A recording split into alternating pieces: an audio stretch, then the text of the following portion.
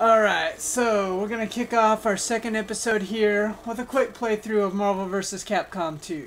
Now later I'm going to come back to fighting games with, a nice tutorial, how to do basic combos, how different moves work and that sort of thing for beginners. That's also part of something bigger that I'll be working on later. Right now, I just kind of want to get caught up on what's going on with my channel. Most of you may not know this, but I had a channel before this one called Tony the Tiger, and it's still up on YouTube. For some reason, I affiliated my PlayStation 3 with my YouTube account the same time Google was taking over YouTube. So somehow it wouldn't let me associate my account and created a new channel on my old email address. So for some reason now, I have an email that's associated with my old and my new accounts, which is kind of weird because I go to log into my old channel and it always kicks me to my new channel. I would love to solidify this all into one channel or something, but the main thing is it makes my old channel completely inaccessible to me because now both of my emails are associated with this new channel. So I have no idea how to get into my old channel. My old channel was more focused around DDR content, and I will be getting some of that going on after a little while too. In fact, I'd like to pick up a new memory card just to re-unlock all of the stuff from the Ditter games and show actual progress through them in their mission modes. But one thing at a time. The Marvel Caps. I've been playing fighting games since Street Fighter 2. Like, I'm one of those old school people that didn't just jump on with 4, although the pacing in 4 makes it a lot beginner friendly. And the control scheme for Marvel Cap 3 makes it a lot easier to learn and a lot more girlfriend friendly than Marvel Cap 2 is. So if you're still new to games, or if you like to explore the most insane stuff you can do with them, absolutely. But Marvel Cap 1 and 2 are still really tactical. My favorite of the bunch was Marvel Superheroes vs. Street Fighter, because you couldn't just fireball horror all day. And it wasn't broken like Marvel Superheroes or like X-Men vs. Street Fighter. And Cyber Akuma is about the only boss that's still relatively hard to beat.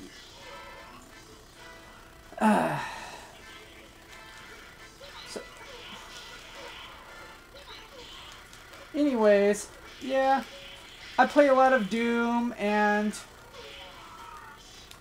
well, yeah, a lot of Doom. What's not to love about Dr. Doom? But I'm not one of these people that just picked him up in Marvel Cap 2. I started playing him in Marvel Superheroes, where one time I got a 4 million point run with like 20 perfects. It wasn't in, part of it was because I really knew how to play Doom in that game. And part of it's because I knew how to use tricks like the Soul Gem to restore perfects and get a lot more points. Huh. Sorry, Strider. I know we're supposed to be together forever, but I don't know. Marvel Cap 2 Strider is just way different than Marvel Cap 1 Strider to me. And Marvel Cap 3 is kind of somewhere in the middle, but he has no stamina whatsoever. High risk, high reward. More like just high risk, period. You actually get better rewards using him in Marvel Cap 1. Oh, secure. Oh, the assist whore. Now's when the game gets a little interesting, since I'm kind of playing on expert difficulty. Facing other players is something totally different, especially considering how many of them love the big 3 S's. Sentinel, Storm, and not Cable. Who's the other one? Sentinel, Storm, Strider. Cable.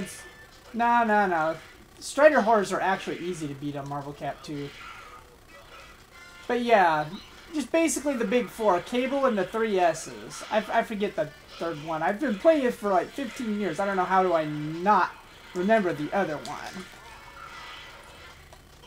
You know what? You're just being annoying. Come on, because I know you're going to call an assist. What? No.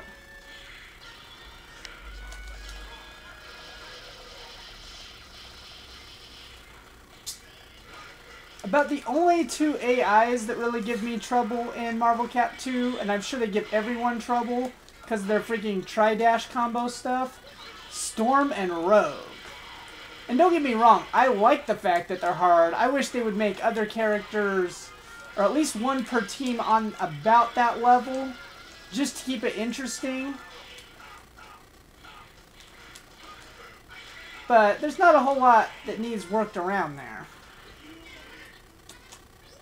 Yeah, like a lot of gamers around my age, I started with the Nintendo and the classics. Zelda, Super Mario Brothers, the Donkey Kongs. Atari.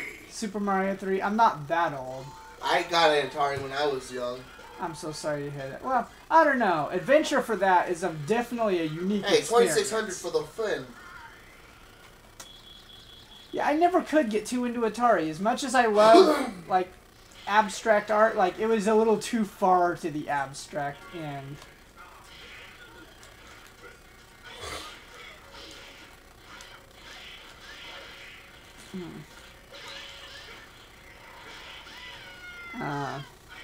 Went from Nintendo to Super Nintendo, where again the second generation of classics came out, and I got more from platformer and adventure games into fighting games.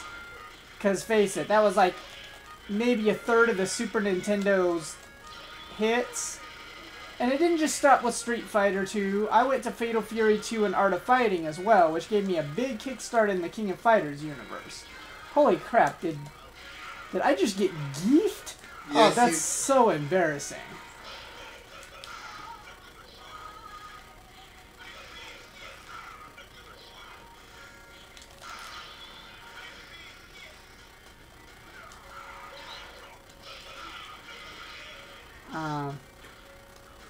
Another thing's got a little wonky, because I love the Sonic games, but I wasn't going to get a system just for them, which is why I'm so glad Sonic Mega Collection and Ultimate Genesis Collection came out.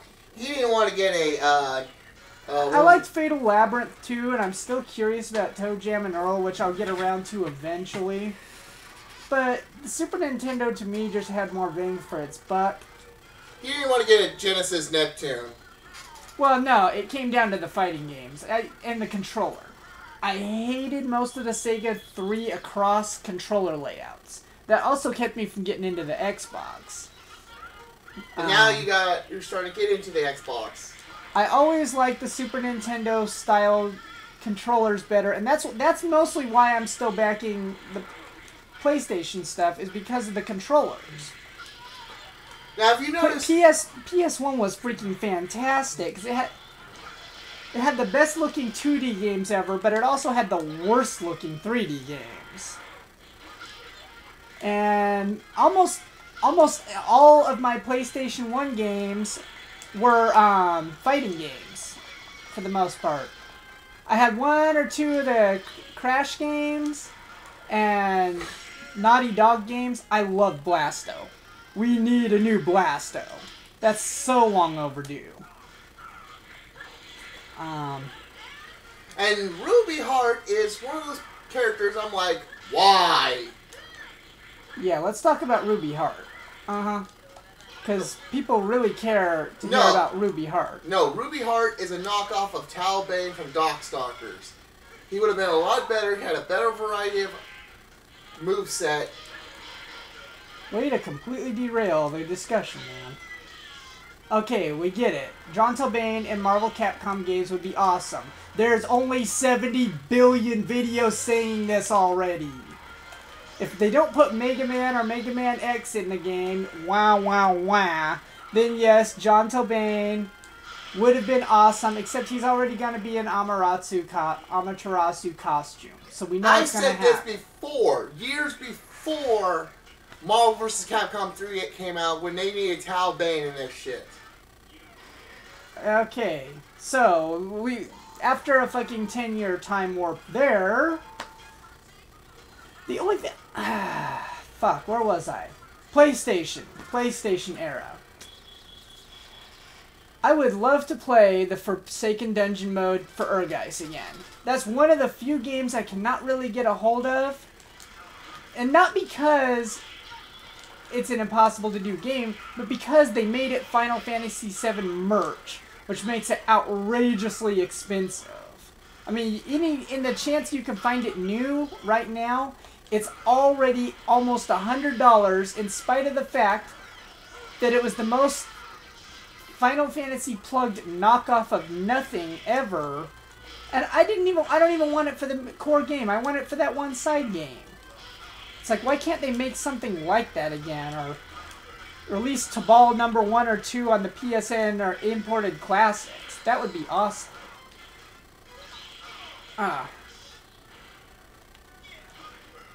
Speaking of PS1 classics, I got really peeved about the Street Fighter Alpha 3 being released as the PS1 classic version, which is obviously crippled due to space constraints on the system, as opposed to the 6 superior versions available for it. Seriously, Street Fighter 2 people get HD Remix, Third Strikers get Third Strike HD Online Edition, Street Fighter 4 gets Arcade Edition, but if you like the Alpha series, you're kind of screwed online right now. The closest thing you can get is Alpha 3 Max, and you have to have a PSP to play that. I guess Street Fighter or Super 4 is kind of close because it has some of the characters, but if you're a Rainbow Mika fan or a Karen fan, you're screwed.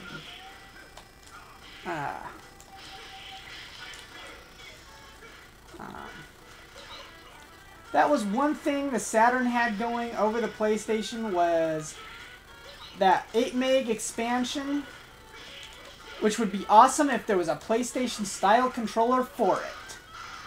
I didn't really get into Sega hardware until the Dreamcast, which I loved. That thing was fighting game paradise. It's just a shame it lasted like a year before it was dead. Which is strange, because they were still releasing some games for it. Like, even King of Fighters 2002 and 2003 were released for the Dreamcast. Although importing games is kind of costly and pain in the butt. That's something else I learned during the PlayStation era when I got into something else. DDR. Started with Solo 2000, mostly because I was going to the arcade to feed my Marvel vs. Capcom 2 addiction. Got curious, checked it out, failed a lot. Like, I couldn't pass a song for my first 3 days playing it. I was so terrible. Now I'm at the point where I can almost consistently pass Pluto Relinquish without grabbing the bar behind me. That's what playing a game 10 years will do. People aren't good at Marvel vs. Capcom 2 because it's easy or whatever. It's because they've gotten good for 10 years. But they also worked up from easier fighting games too. Wow, I'm just all over the place, huh? Yep. Now kick his ass. I say kick his ass, don't be the ass kicky. I need to start paying attention to my life bars. I got all into my discussions and was not paying attention to my life bars.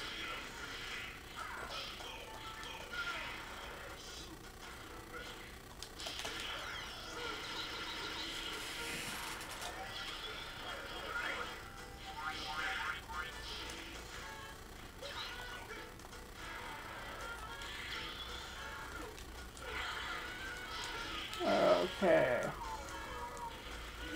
After that, it took a while before I got into PlayStation 2.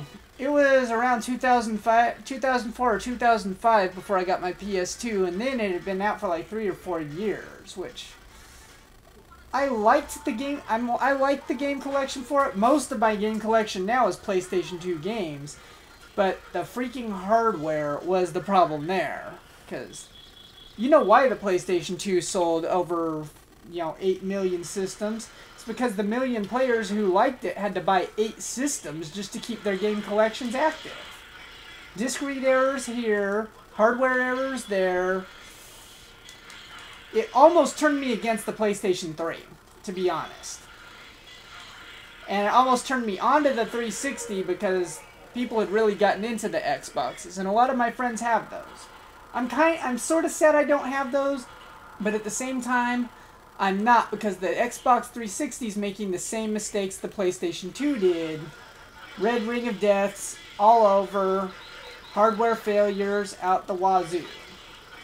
I like the game collection for it, but there's just not enough in that or error troubleshooting that really sets it aside. But really, when it came down to it, I just didn't want to buy a second collection of Rock Band and Guitar Hero instruments just to use on my other system. By the way, time for cheap shit. This isn't cheap.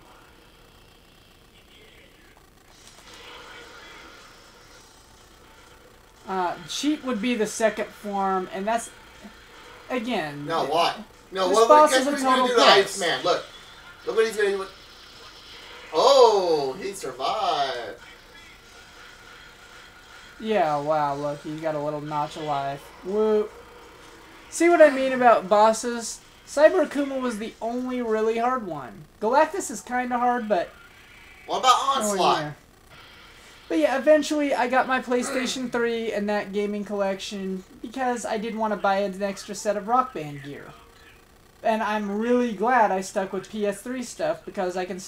I wish it did have PlayStation 2 compatibility. It used because trying to play my PlayStation 2 standard def games on my high def TV is a pain in the butt to do. I've had to recalibrate every music game I have, but at least those let you calibrate them. Fighting games, any action games, driving games, nothing else lets you calibrate them. So, I'm kind of really getting into my PS3 games. And even though my visible library and my bookshelf isn't very big, I'd say for every disc-based game, for my PlayStation 3, I probably own at least 3 downloadables. Which is great. Because now if I want to take it to my friend's house or something, I can hook it right up and there's most of my games right there. Well, anyways, yeah. I've gotten through platforming games, old school arcade games, music games, fighting games, the occasional driving game like Grand Theft Auto or Need for Speed that has that adventure-y feel to it, that isn't just laps on a track. And, wow. This ended up being a much more terrible volume than I thought it would be. I'll upload it anyway, just to see, because apparently there's like 70 different discussions going on in this video. Whatever. Thank you very much, Mr. ADD. Hey, you're the one who was losing control when you were getting into discussions, when you were getting your ass kicked by Captain America, Spider-Man, and whoever. Because you took my discussion about my history in gaming and derailed it into Ruby Heart, John Talbane. No, that was the other match. You want to bet? Replay that. Whatever it is, we got ADD like 70 different directions. But if anyone knows a way that I can get back to my old YouTube channel, or somehow I can get my content from my old channel to my new channel or something, that would really help a lot. Anyways, thank you for watching, and that will conclude this episode of Let's Smash Through Marvel Cap 2. With baconman! And Nortrodamas, however he spells that. Rock on, people.